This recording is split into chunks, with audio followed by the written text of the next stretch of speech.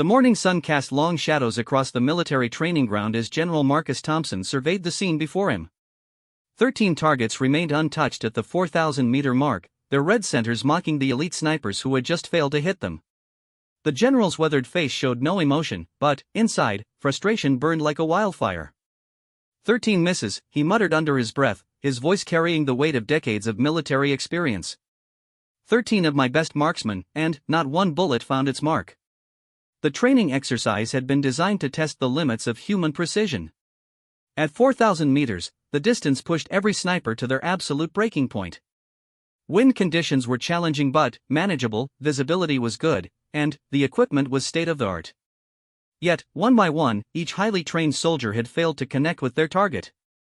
Staff Sergeant Michael Rodriguez wiped sweat from his brow as he stepped away from his rifle.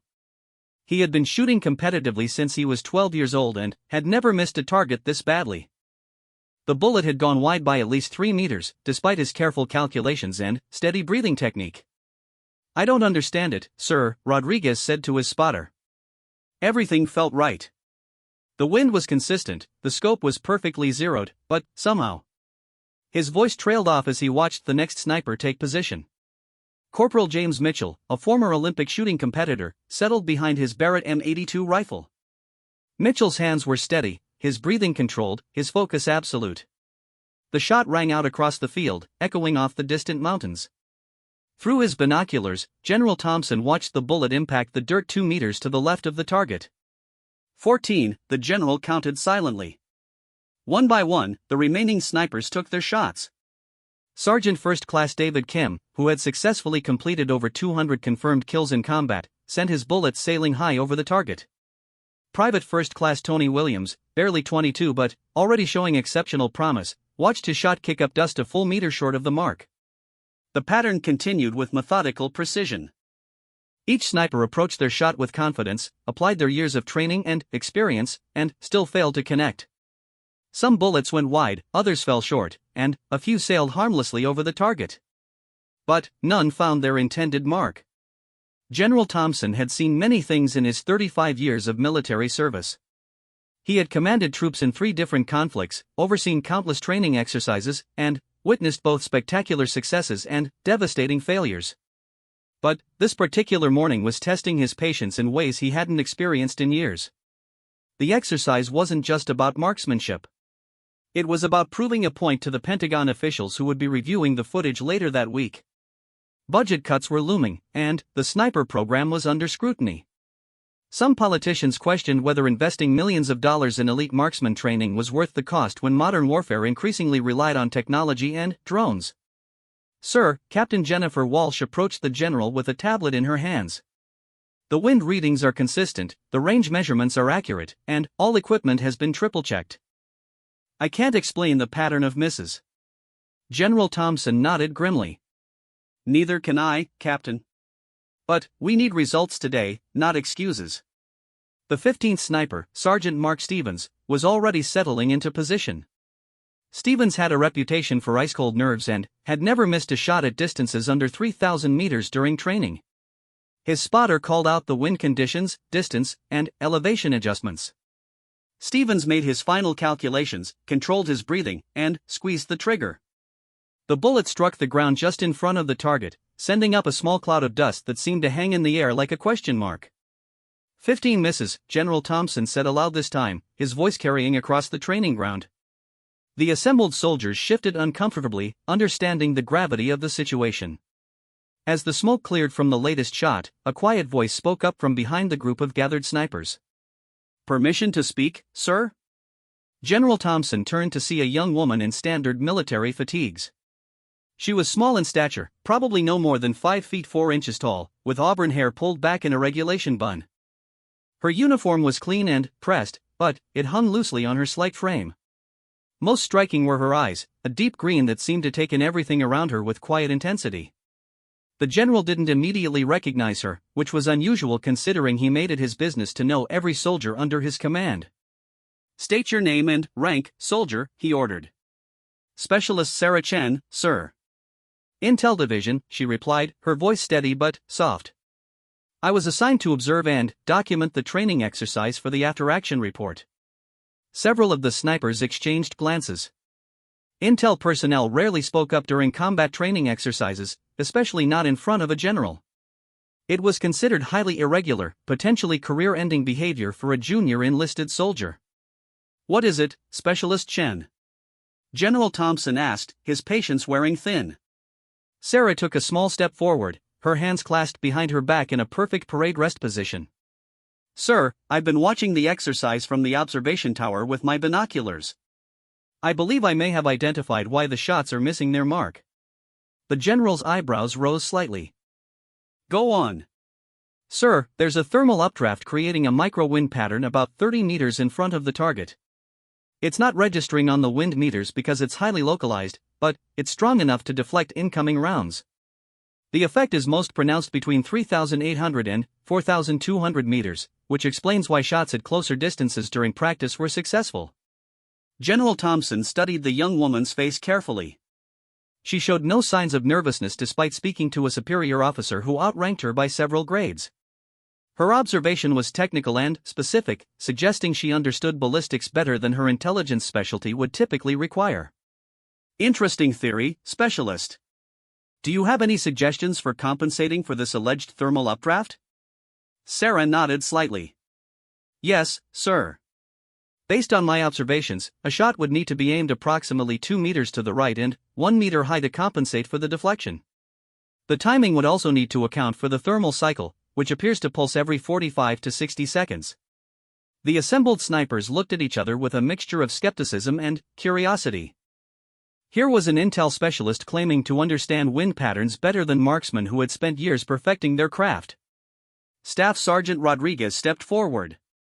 "No disrespect, sir, but intel personnel don't typically have the training to make those kinds of ballistic calculations." General Thompson held up a hand to silence any further comments. He studied Sarah Chen for a long moment, noting the quiet confidence in her posture and the way her eyes never wavered from his. "Specialist Chen," he said finally, "do you have any practical shooting experience?" "Some, sir," she replied simply. "Define some." Sarah's expression remained neutral. "I grew up on a ranch in Montana, sir. My father taught me to shoot when I was 7 years old. We hunted elk and deer every season, and I helped with predator control for the livestock." General Thompson felt a spark of interest. Ranch shooting often produced exceptional marksmen because it required practical accuracy under real-world conditions. Unlike range shooting, hunting demanded the ability to make first-shot kills at varying distances with no opportunity for follow-up shots. "Any military marksmanship training?" he asked. "I qualified expert on the M4 rifle during basic training, sir. But I haven't had any formal sniper instruction." The general looked toward the distant target, then back at the small woman standing before him. An idea was forming in his mind, one that went against conventional military protocol but might prove a point that needed proving. "Any Army snipers here?" General Thompson called out loudly, his voice carrying across the training ground. The 15 marksmen who had just failed to hit the target straightened to attention. Several other soldiers who had been observing the exercise also snapped to alert positions. "I'm about to ask someone without formal sniper training to attempt this shot," the general continued. "If she succeeds where 15 of my best marksmen have failed, I want every one of you to think very carefully about what that means." He turned back to Sarah. "Specialist Chen, are you willing to attempt this shot?" Sarah's green eyes met his steadily. "Yes, sir." "Then, step up to the firing line." As Sarah walked toward the rifle position, murmurs rippled through the assembled soldiers. Some expressed doubt about allowing an untrained person to handle a precision rifle worth more than most soldiers' annual salary. Others questioned the wisdom of putting a junior enlisted person in a position where failure would be witnessed by so many senior personnel. General Thompson ignored the whispered comments. He had commanded troops long enough to recognize natural talent when he saw it. Something about Sarah Chen's demeanor suggested she possessed skills that hadn't been fully developed or recognized by the military system. The Barrett M82 rifle waiting at the firing position was a formidable weapon. Weighing nearly 30 pounds and firing .50 caliber rounds, it was designed for long-range precision shooting. The scope mounted on top was worth more than many cars, capable of accurately measuring distances and compensating for atmospheric conditions. Sarah approached the rifle with obvious familiarity. She didn't hesitate or show signs of being intimidated by the weapon's size and complexity. Instead, she knelt behind the rifle and began making adjustments to the scope and bipod with practiced efficiency. "Have you fired a Barrett before, Specialist?" Captain Walsh asked. "No, ma'am," Sarah replied while continuing to adjust the rifle's position. "But the basic principles are the same as any long-range rifle. The main differences are the increased power and the need to account for the larger bullet's ballistic characteristics." She settled into a prone firing position, her body alignment textbook perfect despite claiming no formal training. Her breathing slowed and became rhythmic.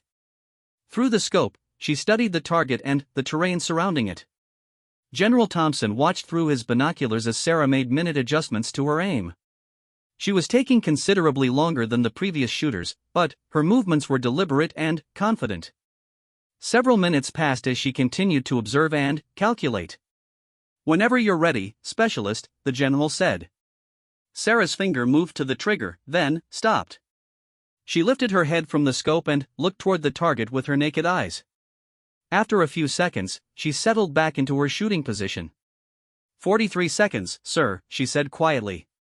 "What?" "The thermal cycle. It peaks every 43 seconds, not 45 to 60 like I estimated earlier. I need to time the shot for the lull between cycles." General Thompson felt his respect for the young woman increase. She was making real-time adjustments to her theory based on direct observation, showing the kind of analytical thinking that separated good soldiers from exceptional ones. Sarah's breathing slowed further. The rifle remained rock-steady in her hands, the barrel pointed unwavering toward the distant target. Seconds ticked by in absolute silence. Even the wind seemed to pause, as if nature itself was waiting to see what would happen next. Finally, Sarah's finger tightened on the trigger. The massive rifle roared, its muzzle blast kicking up dust and debris around the firing position. The recoil was substantial enough to move Sarah's entire body backward, but she maintained control and kept the barrel pointed downrange. General Thompson immediately raised his binoculars toward the target, his heart pounding with anticipation. Around him, 15 elite snipers held their breath, waiting to see if an untrained intelligence specialist had just accomplished what none of them could manage. The seconds stretched like hours as everyone waited for visual confirmation of the shot's impact. In the distance, the target stood silently against the backdrop of rolling hills, its fate hanging in the balance of a single bullet traveling at nearly 3,000 feet per second. Sarah remained in her firing position, still as a statue, her eye pressed to the scope as she watched for the impact of her shot. Her expression revealed nothing, but her steady breathing suggested a calmness that impressed everyone watching. The sound of the bullet's impact finally reached them across the 4,000-meter distance, a sharp crack that seemed to echo off the surrounding mountains. General Thompson focused his binoculars on the target, his hands trembling slightly with anticipation. What he saw through those lenses would change everything. The silence that followed the impact was deafening. General Thompson stared through his binoculars at the target 4,000 meters away, hardly believing what he was seeing. The red center of the bullseye had a perfect hole punched through it, slightly right of center but, well within the scoring ring. "Target hit," he announced, his voice cutting through the stunned quiet like a blade. "Center mass. Confirmed kill shot." The training ground erupted in a mixture of cheers and disbelief. 15 elite snipers who had just failed the same shot stood in various states of shock, while other observing soldiers began talking excitedly among themselves. Sarah Chen slowly lifted her head from the scope, her expression unchanged, as if hitting a target at 4,000 meters was nothing more than another day at the office. "Outstanding shooting, Specialist," General Thompson said, approaching the firing position. "That was a remarkable shot." Sarah carefully engaged the rifle's safety and stepped back from the weapon. "Thank you, sir. The thermal updraft theory proved correct. The shot just required proper timing and compensation for the deflection." Staff Sergeant Rodriguez walked over to examine the rifle, checking the scope settings and barrel position as if he might find some explanation for what had just happened. Everything appeared standard. The same weapon that had failed to produce results for 15 trained marksmen had just delivered a perfect shot in the hands of an intelligence specialist. "Ma'am," Rodriguez said to Sarah, his voice respectful but puzzled, no disrespect intended, "but how did you learn to read wind conditions like that? That kind of environmental analysis usually takes years of training to develop." Sarah tucked a stray strand of hair behind her ear, a small gesture that made her appear even younger than her military bearing suggested. My father owned 3,200 acres of ranch land in the Beartooth Mountains. The wind patterns there are complex and unpredictable. If you couldn't read the conditions correctly, you'd miss your shot and lose the animal. We couldn't afford to waste ammunition or go home empty-handed. She paused, looking toward the distant mountains that reminded her of home. Dad used to say that the land would teach you everything you needed to know if you learned to listen to it. Wind, temperature, humidity, barometric pressure, they all leave signs if you know how to read them. General Thompson found himself increasingly intrigued by this quiet soldier who had just accomplished something remarkable. Tell me more about your background, specialist. What brought you to the military? Sarah's expression became more guarded, a subtle shift that suggested painful memories lurking beneath her composed exterior. Family circumstances changed, sir. The ranch was sold after my father passed away 3 years ago. I needed a new direction, and the Army offered opportunities for education and career advancement. The simple words carried weight that everyone present could feel. Losing a parent and family property would be devastating for anyone, particularly someone so young. The military often became a refuge for people whose lives had been disrupted by circumstances beyond their control. Captain Walsh approached with a rangefinder and ballistic calculator. Specialist Chen, I've been analyzing your shot. The bullet traveled 4,000 meters in 4.2 seconds and struck the target with sufficient force to achieve a confirmed kill on any human target. The trajectory calculations suggest you compensated perfectly for wind drift, bullet drop, and atmospheric conditions. She looked up from her equipment with obvious admiration. Those calculations would normally require extensive computer modeling and multiple range sessions to perfect. How did you determine the correct adjustments? Sarah seemed uncomfortable with the attention but answered the question professionally. Experience, ma'am. On the ranch, we didn't have computer programs or fancy equipment. You learn to factor in every variable by observation and practice. After you've made thousands of shots in different conditions, you develop an intuitive sense for how environmental factors affect bullet flight. The implications of her statement weren't lost on anyone present. While military snipers received extensive training in the technical aspects of long-range shooting, their experience was often limited to controlled range environments. Sarah had learned her skills in real-world conditions where failure meant going hungry or losing livestock to predators. General Thompson made a decision that would prove to be one of the most important of his career. Specialist Chen, I'm recommending you for immediate transfer to the sniper program. Your natural abilities combined with proper military training could make you one of the finest marksmen this army has ever produced. Sarah's eyes widened slightly, the first crack in her composed demeanor. Sir, I'm honored, but I'm already committed to my intelligence duties.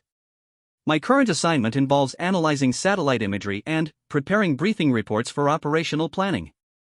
Specialist, the general said firmly, what you just accomplished represents a level of natural talent that appears perhaps once in a generation. The Army would be foolish to waste that potential on desk work, however important that desk work might be. The conversation was interrupted by the arrival of a Humvee carrying several officers from the base command structure. Word of the extraordinary shot had apparently spread quickly through military communication channels. Colonel Robert Harrison, the base commander, stepped out of the vehicle with obvious urgency. General Thompson, Colonel Harrison said, saluting crisply. I understand we've had some interesting developments during the training exercise. Indeed we have, Colonel. Specialist Chen here just accomplished what 15 of our best snipers could not. She hit a target at 4,000 meters on her first attempt with no formal sniper training. Colonel Harrison looked at Sarah with new interest. Is this the same Specialist Chen who submitted the intelligence report about enemy sniper positions in the Kandahar province last month? Yes, sir, Sarah replied. I analyzed satellite imagery and drone footage to identify probable sniper hides based on terrain features and sightline advantages. That report saved lives, Specialist. The precision of your analysis allowed our forces to neutralize 3 enemy snipers before they could engage our patrol units. Colonel Harrison turned to General Thompson. Sir, this soldier has already proven her value in intelligence operations. Her tactical analysis has been consistently outstanding. General Thompson nodded thoughtfully. Which raises an interesting possibility, Colonel. What if we could combine her analytical abilities with practical marksmanship training? The Army has never had a sniper with both advanced intelligence training and exceptional shooting skills. The conversation continued as more officers arrived to witness the aftermath of Sarah's remarkable shot. Each new arrival brought questions about how an untrained soldier had succeeded where elite marksmen had failed. Sarah answered each inquiry with patient professionalism, but General Thompson could see the stress of constant attention wearing on her. "Colonel Harrison," the general said quietly, "I think Specialist Chen has had enough interrogation for one day. Perhaps we could continue this discussion in a more private setting." As the crowd of officers dispersed, Sarah found herself alone with General Thompson and Captain Walsh. The training ground had returned to its normal rhythm, with other units conducting their own exercises in different areas of the vast facility. "Specialist," General Thompson said gently, "I realize this has been an overwhelming day for you. You came here expecting to observe and document a routine training exercise, and instead you've become the center of attention for the entire command structure." Sarah nodded slightly.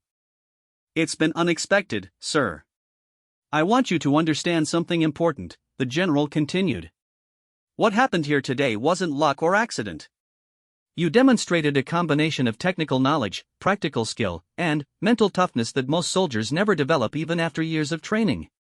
The Army needs people like you, especially in roles where those abilities can make a real difference." Captain Walsh added, "The sniper program isn't just about shooting, Specialist. It requires intelligence gathering, target analysis, tactical planning, and independent decision-making under extreme pressure. Your background suggests you'd excel in all those areas." Sarah looked toward the distant mountains, her expression thoughtful. "Captain, General, I appreciate your confidence in my abilities. But I've seen what happens to soldiers in combat roles. The psychological cost is significant, and I'm not sure I'm prepared for that kind of responsibility." Her honesty impressed both officers.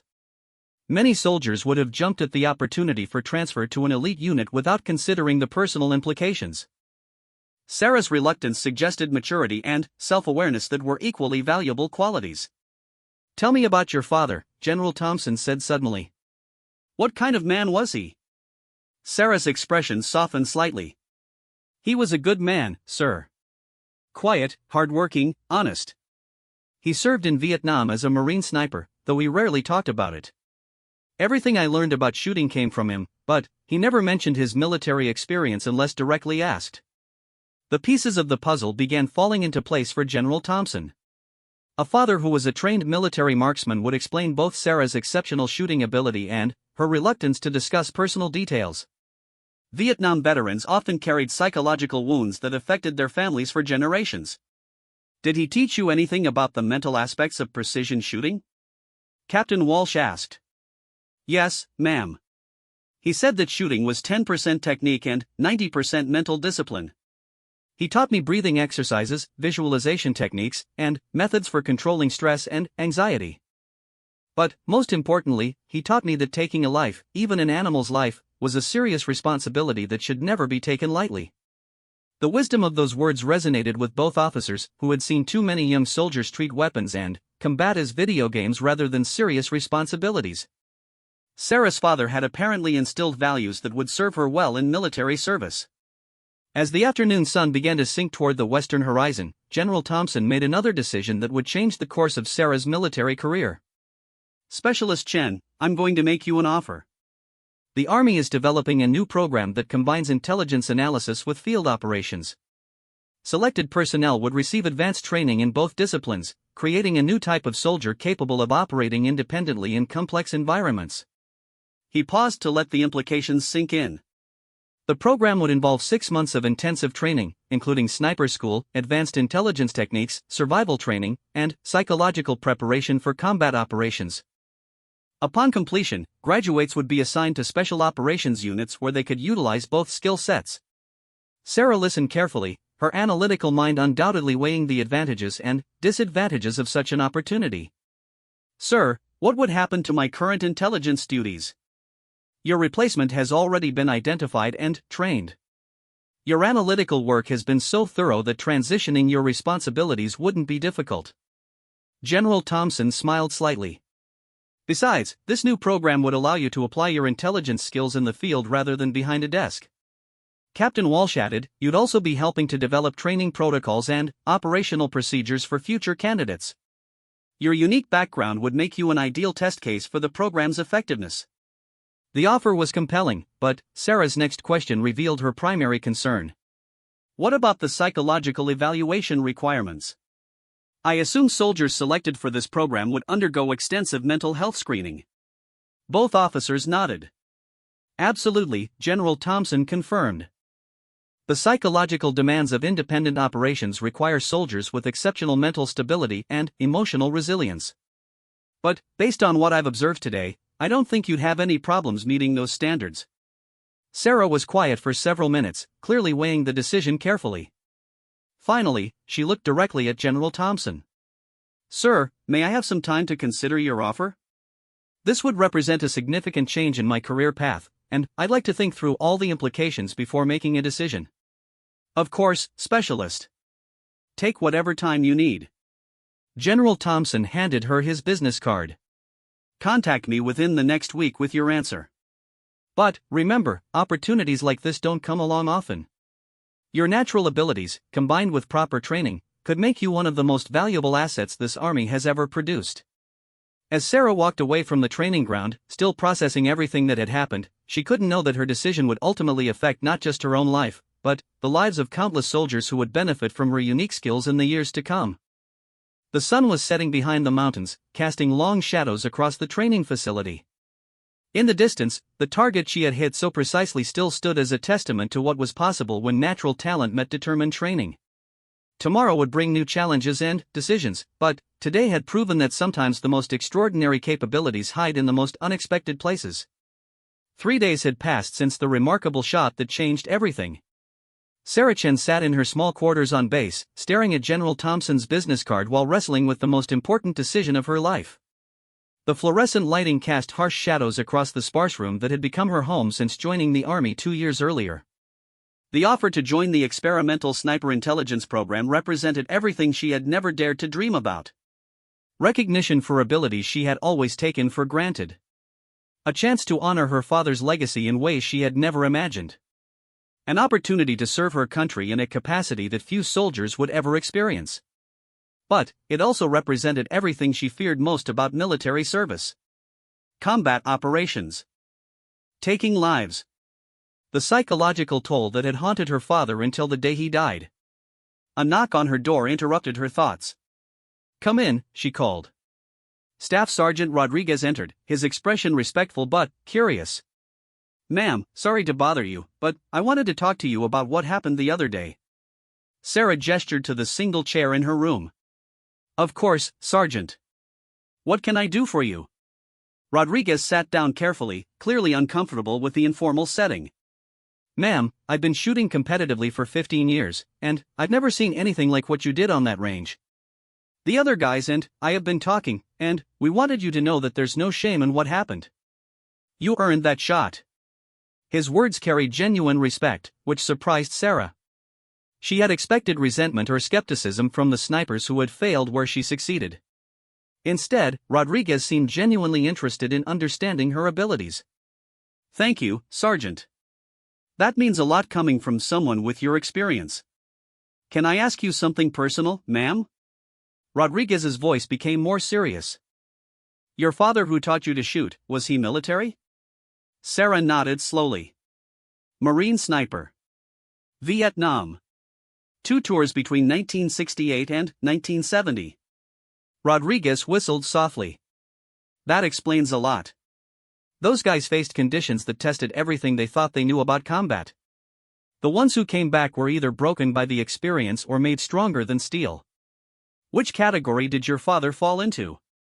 Sarah was quiet for a long moment, memories flooding back of late-night conversations with her father when his nightmares kept him awake. "Both, I think. He was incredibly strong, but the war left scars that never fully healed. He never talked about the specific things he did over there, but sometimes I could see the weight of those memories in his eyes." Rodriguez leaned forward slightly. "Ma'am, I've served with a lot of Vietnam veterans over the years. The best ones taught me that carrying that weight is part of the job. But it doesn't have to break you if you have the right support system and training. His words echoed thoughts Sarah had been having since General Thompson's offer. Modern military psychology and support systems were far more advanced than what her father had experienced. Soldiers today received extensive preparation for combat stress and ongoing counseling throughout their careers. "Sergeant, can I ask you something? Do you think I should accept the general's offer?" Rodriguez considered the question carefully. "Ma'am, that's not my decision to make. But I will say this, the Army needs people who understand that shooting isn't just about hitting targets. It's about protecting other soldiers and accomplishing missions that save lives. From what I've seen of your intelligence work and your natural abilities, you could make a real difference." After Rodriguez left, Sarah found herself walking toward the base chapel. She wasn't particularly religious, but the quiet space had become a refuge where she could think clearly without distractions. The chapel was empty except for an older man in civilian clothes sitting in the front pew. As Sarah took a seat several rows behind him, she noticed the distinctive bearing that marked him as military, even in retirement. "Excuse me," the man said, turning around. "Aren't you the soldier who made that incredible shot a few days ago?" Sarah sighed inwardly. Word of her performance had spread throughout the base, making it difficult to go anywhere without being recognized. "Yes, sir. I'm Specialist Chen."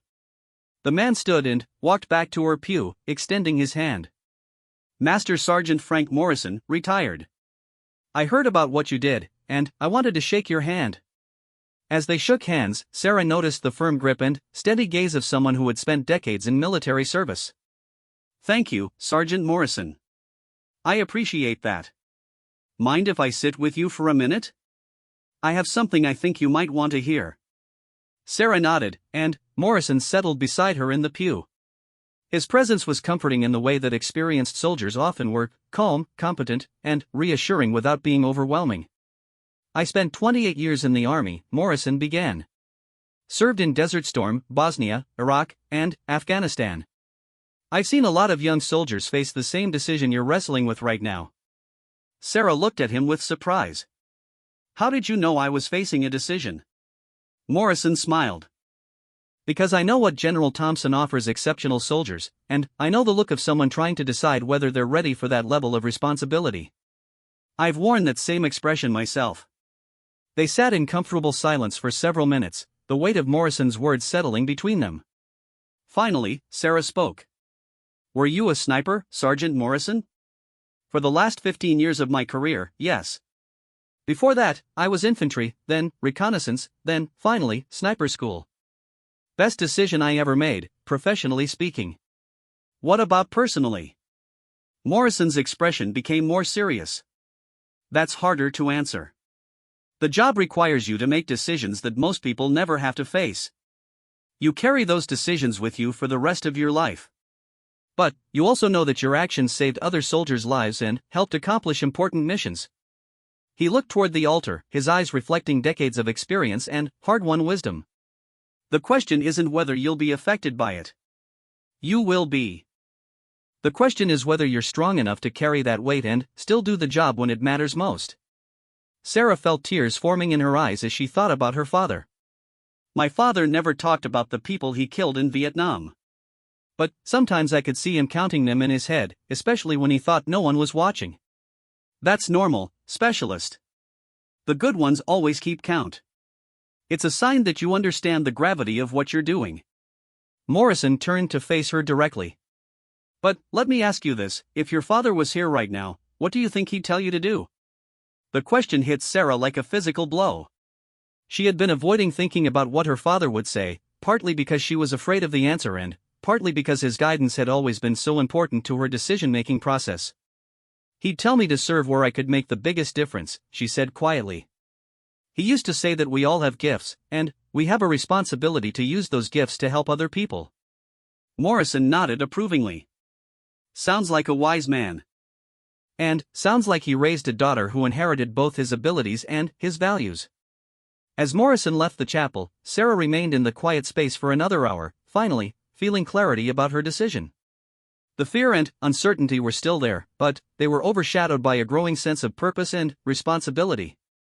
That evening, Sarah called the number on General Thompson's business card. "General Thompson's office, Captain Wolf speaking." Captain Walsh, this is Specialist Chen. I'd like to speak with the General about his offer. Of course, Specialist. Hold on one moment. General Thompson's voice came on the line within seconds. Specialist Chen, I've been hoping to hear from you. What's your decision? Sarah took a deep breath. Sir, I'd like to accept your offer to join the experimental program. I understand the risks and responsibilities, and I'm ready to begin training as soon as possible. Outstanding, Specialist. I'll have the paperwork processed immediately. You'll report to Fort Benning next Monday to begin the program. Captain Walsh will email you all the details. Thank you, sir. I won't let you down. I have no doubt about that, Specialist. Welcome to a very exclusive club. As Sarah hung up the phone, she felt a mixture of excitement and nervousness that reminded her of the first time her father had taken her hunting. The stakes were higher now, and the targets would be very different, but the fundamental principles remained the same: discipline, responsibility, and respect for the power she wielded. She spent the weekend making arrangements for her transfer and saying goodbye to the soldiers she had worked with in the intelligence division. Many of them expressed amazement that she was leaving a safe desk job for one of the military's most dangerous specialties. You sure about this, Chen? Asked Corporal Martinez, her cubicle neighbor for the past year. Sniper training is brutal, and the operational assignments are even worse. Sarah packed her personal belongings into a duffel bag, including a framed photo of herself and her father taken on their last hunting trip together. I'm sure, Martinez. This is something I need to do. On Sunday evening, Sarah sat on her bunk and wrote a letter to her father, something she had done regularly since his death as a way of processing her thoughts and feelings. Dad, I made a decision today that I think you'd be proud of. I'm going to sniper school, just like you did all those years ago. I know it won't be easy, and I know it will change me in ways I can't predict. But I also know that you taught me everything I need to succeed, not just about shooting, but about honor, responsibility, and service to something bigger than myself. I promise I'll remember everything you taught me, especially the lesson that taking a life is a serious responsibility that should never be taken lightly. I'll do my best to honor your memory and serve my country with the same dedication you showed. I wish you were here to give me advice and support, but I know you're watching over me. I'll make you proud, Dad. I promise. As Sarah sealed the letter and placed it in her personal journal, she felt her father's presence strongly. Not in a supernatural way, but in the values he had instilled in her and the skills he had taught her during those long afternoons on the ranch. Monday morning arrived with crisp autumn air and clear skies. Sarah reported to the transportation office at 0500 hours, her gear packed and her mind focused on the challenges ahead. General Thompson was waiting there personally, which surprised her. Specialist Chen, ready for the next phase of your career? Yes, sir. More ready than I've ever been for anything. General Thompson studied her face carefully, looking for signs of doubt or uncertainty. What he saw was calm determination and quiet confidence, exactly the qualities needed for success in the most demanding training the military had to offer. Good. Remember, this program is experimental, which means you'll be helping to develop the standards and procedures for future candidates. Your performance will determine whether this concept becomes a permanent part of the Army's Special Operations capability. As Sarah boarded the transport that would take her to Fort Benning, she looked back at the base that had been her home for 2 years. The training ground where she had made her remarkable shot was visible in the distance, the target still standing as a reminder of the day her life changed forever.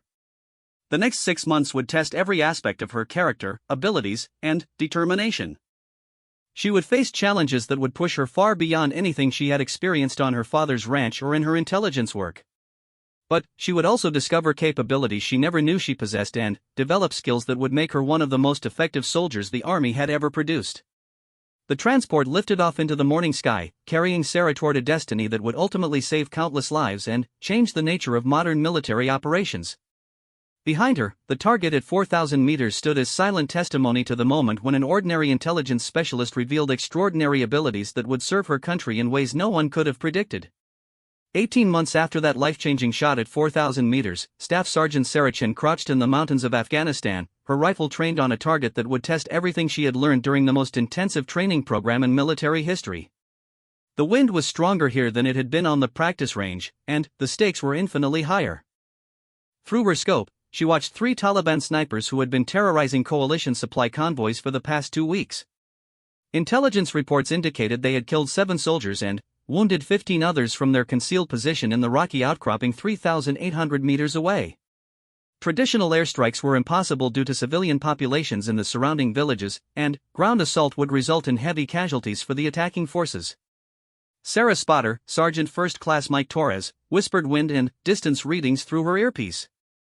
Torres was a veteran of the original sniper program who had initially been skeptical about working with someone from the experimental intelligence sniper program. That skepticism had evaporated during their first joint mission 6 months earlier when Sarah's intelligence analysis and shooting skills had saved an entire platoon from an ambush. Wind steady from the southwest at 12 knots, Torres reported quietly. Range confirmed at 3,847 meters. 3 targets visible in the rocks at your 2 o'clock position. Sarah adjusted her breathing and studied the targets through her scope. Her training had taught her to see each enemy as both a tactical problem to solve and a human being whose life would end when she pulled the trigger. The weight of that responsibility had become easier to carry over time, but it never disappeared completely. The intelligence portion of her training had proven just as valuable as the marksmanship skills. Sarah could read terrain features, predict enemy movement patterns, and analyze tactical situations in ways that traditional snipers couldn't match. This mission was a perfect example. She had identified the enemy position through satellite imagery analysis and predicted their operational schedule based on supply convoy timing patterns. "Command, this is Sierra 1, Sarah spoke quietly into her radio. "I have eyes on 3 confirmed targets. Requesting permission to engage. Sierra 1, this is Command. You are cleared hot. Neutralize the threat." Sarah settled deeper into her firing position, her body becoming one with the rocky ground beneath her. The Barrett M107 rifle in her hands was the same model she had first fired on that training ground 18 months ago, but now it felt like an extension of her own body rather than an intimidating piece of equipment. Her first target was the sniper position highest in the rocks, identifiable by the telescopic scope glinting in the afternoon sun. Sarah calculated the range, wind drift, bullet drop, and atmospheric conditions with the intuitive precision that had made her legendary within special operations circles. The shot rang out across the mountainous terrain, its echo bouncing off the rocky cliffs like thunder. Through her scope, Sarah watched the target collapse immediately, a clean kill shot that eliminated the threat without causing unnecessary suffering. Target 1 down, Torres confirmed through his spotting scope. Clean hit center mass. The remaining 2 enemy snipers began moving immediately, recognizing they were under attack from a precision marksman. Sarah tracked the second target as he attempted to relocate to better cover, leading him slightly to account for his movement speed and direction. Her second shot connected just as the target reached what he thought was safety behind a boulder.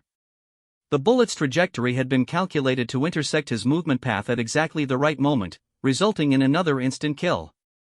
Target 2 down, Torres reported. Outstanding shooting, Sergeant. The third sniper had disappeared completely, using the terrain to his advantage in ways that demonstrated considerable tactical skill. Sarah switched from reactive shooting to predictive analysis, using her intelligence training to determine where the enemy was most likely to reappear. She studied the terrain features, identified the most logical escape routes, and positioned her rifle to cover the most probable location for the enemy's next appearance. Her training had taught her to think like her targets, understanding their tactical options and psychological responses to pressure. 5 minutes passed in absolute silence. Then, Sarah caught a glimpse of movement near a cluster of rocks 150 meters from the enemy's original position. The target was attempting to establish a new firing position that would give him angles on coalition forces in the valley below. Sarah's third shot was the most challenging of the engagement. The target was partially concealed behind cover, presenting only a small window of opportunity when he exposed himself to line up his own shot. The timing had to be perfect, and the margin for error was essentially 0. She controlled her breathing and waited with infinite patience, her finger resting lightly on the trigger. When the enemy sniper finally exposed himself for the fraction of a second needed to acquire a target in his scope, Sarah was ready. The bullet traveled 3,900 meters in 4.1 seconds, striking the target precisely as he attempted to fire on coalition forces. Her shot not only eliminated the threat but likely saved the lives of soldiers in the convoy below who had been unaware they were about to come under attack. All targets neutralized, Torres confirmed. Mission accomplished. As Sarah and Torres began the careful process of extracting from their position, she reflected on how much had changed since that first shot on the training range. The experimental program had exceeded every expectation, producing soldiers with capabilities that traditional military doctrine hadn't thought possible. Sarah had completed missions that combined long-range precision shooting with intelligence gathering, target analysis, and tactical planning in ways that revolutionized special operations methodology. Her success had led to the expansion of the program, with dozens of soldiers now receiving similar training. But the personal cost had been significant. The psychological burden of taking lives, even enemy lives, had required extensive counseling and support. Sarah had learned to compartmentalize her emotions during operations while processing them thoroughly afterward with military psychologists who specialized in combat stress.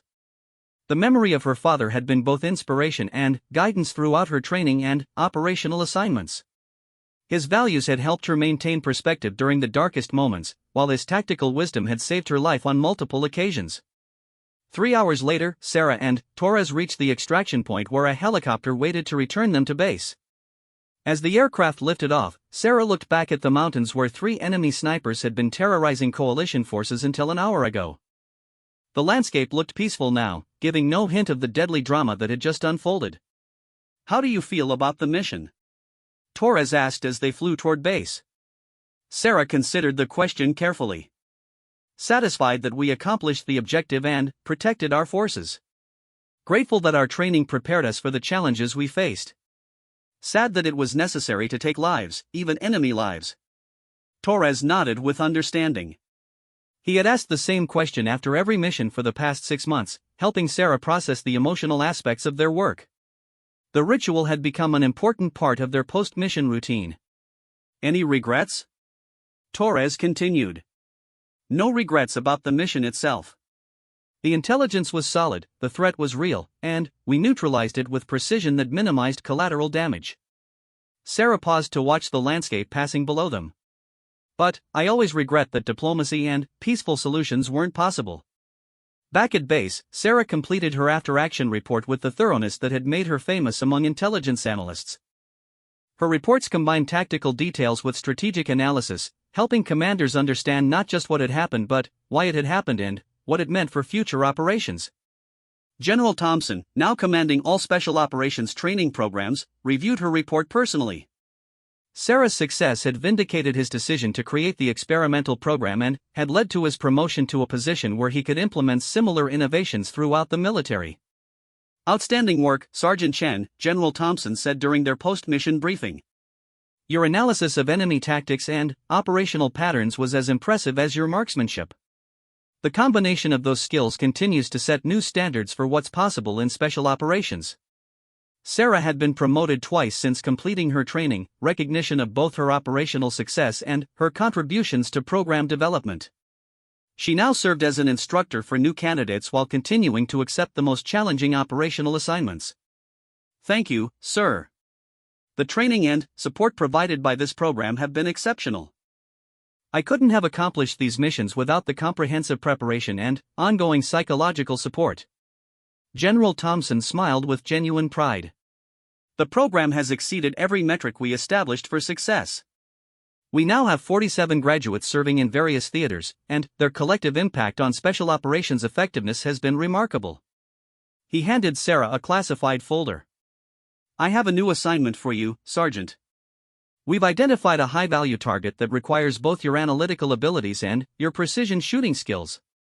The mission will take place in 6 weeks, giving you time to conduct detailed intelligence preparation and tactical planning." Sarah accepted the folder but didn't open it immediately. "Sir, may I ask about the expansion of the program? Are we training enough people to meet the demand for these specialized capabilities?" "We're expanding as quickly as possible while maintaining the quality standards that make the program effective. Your success has generated requests from every Special Operations Command, but we can't compromise the selection and training criteria." General Thompson's expression became more serious. "The truth is, Sergeant, we need more soldiers with your unique combination of natural ability, analytical intelligence, and psychological resilience. That combination appears less frequently than we initially hoped." After the briefing, Sarah returned to her quarters to review the new mission file. The target was a Taliban commander who had been coordinating attacks against civilian populations in 3 provinces. Intelligence indicated he would be attending a meeting in a remote mountain location that would provide Sarah with the long-range shooting opportunity needed to eliminate him without risking other lives. As she studied the mission parameters, Sarah thought about the journey that had brought her to this point. The shy intelligence analyst who had made an unexpected shot 18 months ago had evolved into one of the military's most effective special operators. But the core values that her father had instilled in her remained unchanged. That evening, Sarah wrote another letter to her father, continuing the practice that had helped her maintain psychological balance throughout her military career. Dad, today's mission reminded me of something you told me during our last hunting trip together. You said that having the ability to take a life meant you had a responsibility to use that ability only when it was absolutely necessary to protect others. Today I protected a convoy of soldiers who didn't even know they were in danger, and I eliminated threats that had been terrorizing innocent people. I know you'd be proud of how I've applied the lessons you taught me. The technical skills you gave me have saved lives, but, more importantly, the values you instilled have helped me use those skills responsibly. Every shot I take carries the weight of your wisdom and guidance. The program I'm part of has become a permanent fixture in the Army's Special Operations capability. Soldiers with similar backgrounds and abilities are now receiving the same training I went through, creating a new category of military specialist that combines intelligence analysis with precision marksmanship. I still miss you every day, especially during moments when I need your advice and perspective. But I can feel your presence in the decisions I make and the way I approach each mission. You taught me that being a warrior means protecting those who can't protect themselves, and that's exactly what I do every time I pick up this rifle. Thank you for preparing me for this life, even though you probably never imagined where those lessons on the ranch would lead. I love you, Dad, and I promise to continue honoring your memory through my service. As Sarah sealed the letter and prepared for sleep, she reflected on the remarkable chain of events that had transformed her from an obscure intelligence analyst into a legend within the special operations community. It had begun with a single shot at 4,000 meters, a demonstration of natural ability that no one had expected from a quiet young woman with an intelligence specialty. But it had continued because of character traits that her father had recognized and nurtured during their time together on the Montana ranch. Discipline, responsibility, respect for life, and an unshakable moral compass had proven just as important as marksmanship ability in determining her success. Outside her window, the stars shone brightly over the Afghanistan mountains, the same stars she had looked at with her father during those peaceful evenings on the ranch. The context had changed dramatically, but the fundamental principles remained constant. She was still her father's daughter, applying his lessons in service to something greater than herself. Tomorrow would bring new challenges and responsibilities, but Sarah faced them with confidence born of thorough training, hard-won experience, and the knowledge that she was exactly where she belonged. The quiet woman who had stepped forward when 15 elite snipers had failed had found her calling in the most demanding profession the military had to offer. The shot that had changed everything was now just a memory, but its impact continued to ripple through the special operations community as more soldiers received training in the revolutionary program it had inspired. Sarah Chen had proven that sometimes the most extraordinary capabilities are hidden in the most unexpected places, waiting for the right moment to emerge and change the world. In the distance, the mountains stood silent and eternal, keeping their secrets while new legends were written in their shadows. And, somewhere among those peaks, a young woman who had once been a rancher's daughter continued the work of protecting those who needed protection, one precise shot at a time.